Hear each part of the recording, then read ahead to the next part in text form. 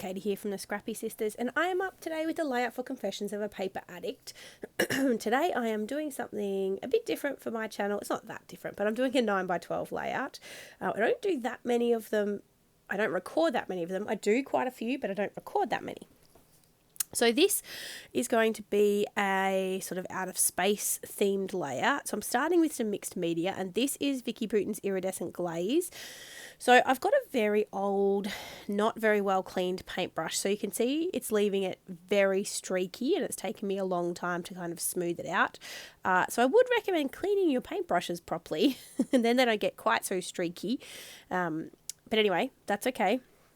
It all blends in together, and I knew that basically all of this section would be covered anyway, so I wasn't too worried. But then I also pulled out my Dilutions paints. Now these have been repackaged into like squeezy containers, not pots, so you can't get the pots anymore, but you can get the paints still. And I've got Periwinkle Blue, which is what I'm using now, and then the darker colour is called After Midnight. I really like these paints a lot. They're so smooth, and they just are so easy to work with, and they haven't thickened up too much on me yet, which I'm quite surprised by, because being in the pot, obviously they get a lot of air when you open them up, which can help sort of thicken them up and shorten their lifespan. But these have still been really good. Now I just cleaned off my paintbrush, and I am trying to go in and blend out the center and sort of blend it in together. So you can see I've just put some more iridescent glaze onto my paintbrush, and I'm just trying to smooth out and blend out the edges between the iridescent glaze and the Periwinkle Blue paint. And now I'm going to come in with the darker blue and put the outer circle in. So this is, I guess, reminiscent of space. That's what I was going for. My sister did a similar take on a layout recently that she did with the Play School rocket clock, which was also using a COAPA cut file. So I was definitely inspired by that. I mean, this isn't a new technique. Lots of people do this, but I definitely saw hers and went, oh, that looks so cool. And I knew that I could pull it off with this paint color. So I'm really happy with it. So you can see here I'm adding in this Periwinkle Blue around the edge. I'm sort of going over the edges on the left and right hand sides. Obviously, if this was 12x12, I wouldn't have done that. It would have kind of formed a nice circle in the middle of the page, but it is 9x12, so it does hang over slightly. And again, just cleaning my brush and then going back into that Periwinkle Blue colour to help blend out the edges between those two colours. These paints blend so nicely together. The iridescent glaze doesn't blend as well, and I think that's partly got to do with the fact that my tub of iridescent glaze, it's not that old, but it's definitely going thick. And so, yeah, it just takes a little bit more work to get it to blend out smoothly. Now I'm cleaning off my workspace. Probably could have stopped the video here and edited it out. I really am just cleaning up my workspace. But essentially I let this dry overnight and then come back and do my layout on the top. I did think about drying it with a heat gun, but the paper, I haven't prepped this paper. It's just the American Crafts textured cardstock in black. And I haven't prepped the paper, and I was worried about it warping even more than it already is. So it's already not flat. It's a little bit warped, and I just left it dry overnight. I should have put it underneath something heavy to flatten it out. I didn't, but that's okay. And the reason I didn't do that was because I went to bed not long after this, so it was still wet and I couldn't put it on top of something. But you can see here, this is the next day. It's dry, nice and dry. The colours look beautiful. I'm really happy with it. I'm just sort of trying to flatten it out a little bit before I start messing around. Oh no, sorry. First of all, I decided it needed some kind of stars to make it look a little bit splattery. So I'm coming in with my white Liquitex white acrylic ink, and I'm creating these kind of star, Milky Way, galaxy type effect, and I'm so happy with this. I think it looks super cool. I definitely want to do something like this again. I think the black cardstock just really helps it to pop. So I'm nearly finished. I'm just soaking up a couple of the larger drops here because I don't have time to let this dry. So I don't actually let this dry as much as I should have. I should have thought about this last night and done these drops before I dried it off. But anyway, Hindsight is a wonderful thing. I did not do that. And sorry about my voice. I am a little croaky today. So you can see here, I've got my photo, which is a photo of my son when he was 8 weeks old. I am doing a milestone album for him. And so I'm doing, milestones. So I think it's from week 1 to week 12. And then they sort of also do monthly. So from 1 month through to 12 months or your first birthday. And then I've got a few other milestones in there or firsts that are relevant for us and for him. And I'm really happy with how the album's coming together. I'm hoping to fit it in one 9x12 album. It's chunky. It is chunky so far, but I think we'll get there. I try to not put too much layers onto my page. So I try to keep it quite flat. Having said that, I think this one I do pop up a little bit, or some elements pop up a little bit. So yeah, I'm just going to back my photos and my milestone card just in white cardstock, and then I'm pretty sure I do back it in one lot of patterned paper. I'm using the bulk of the supplies are from Chamel's Field Trip collection. I'm just pulling out my layout so I can actually have it in front of me, because I thought that might be helpful. Yes, I do back my pictures, as you can see here, on pattern paper. And again, as I said, this is from Chamel's Field Trip. Now, I don't have a lot of paper in this collection. This is the scrap that I have that I'm trying to make work. And I was trying to use the smallest amount possible, but I just couldn't get it to fit. So I do end up having to... I can't remember what I do. I'm just looking at my page. No, I definitely make it work, but I don't remember how I get it to fit. I must use a different colour. Do I? Let's all watch this together and see what happens. Maybe it does just fit. Oh yes, just perfect fit. So I only back this on one time with pattern paper, and that is because that's all I have.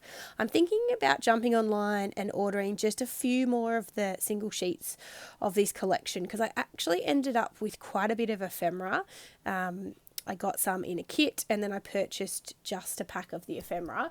But I wouldn't mind just a couple more pieces of pattern paper to supplement that. So I might next time I'm placing an order, just throw a few sheets of that in, because I have seen that there's a little bit of that left.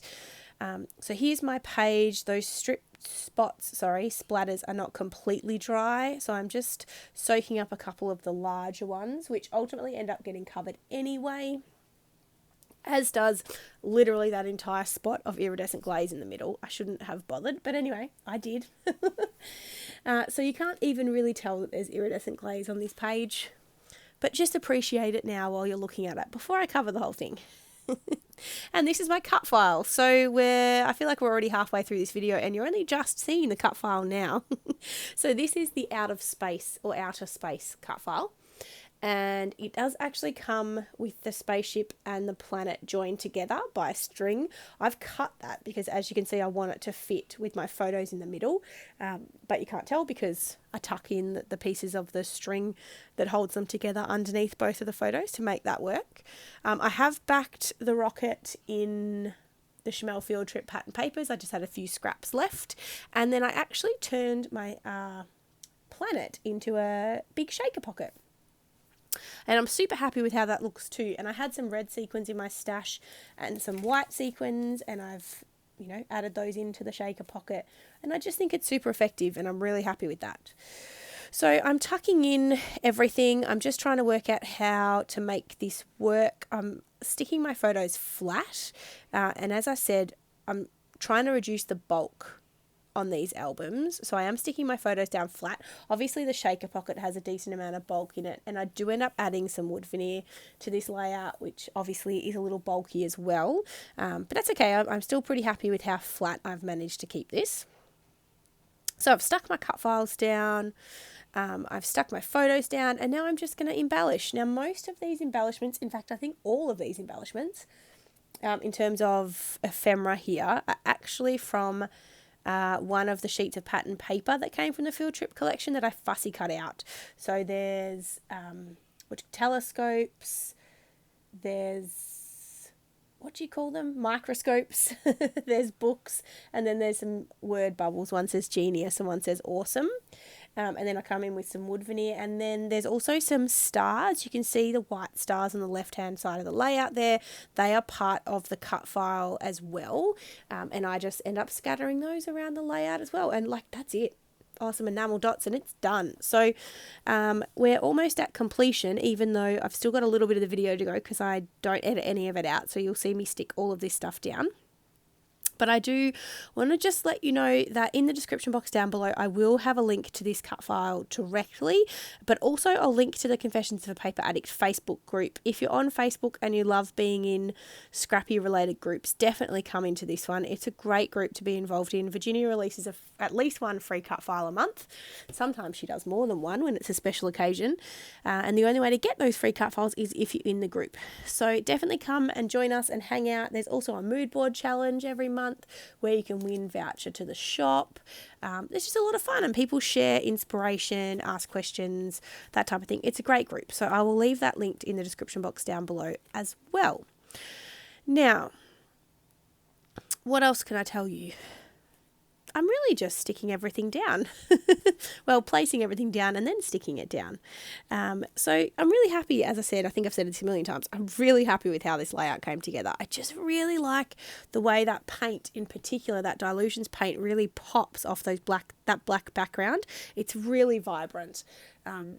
Now, these paints are not ridiculously expensive, but they're quite expensive in relation to acrylic paint. Obviously, you can pick up acrylic paint quite cheaply, and that acrylic paint is still great. I've got some very cheap Kaiser Craft acrylic paint, which I really love, but there's certain occasions when you can definitely tell the better quality acrylic paint. I've said this a few times, but I am thinking about doing a mixed media kind of series on the channel. I don't want to call it a class, but, you know, sort of, I guess, tips for doing mixed media. So if you would be interested in that, let me know. I know there's quite a few people that are doing them, and there's quite a few around. But if you still feel like you'd like to learn something about mixed media from me, let me know, and I'm going to make a concerted effort to try and do that and put together a series for you guys to kind of share my tips on mixed media. Am I an expert? Not at all. Do I play around? Yes.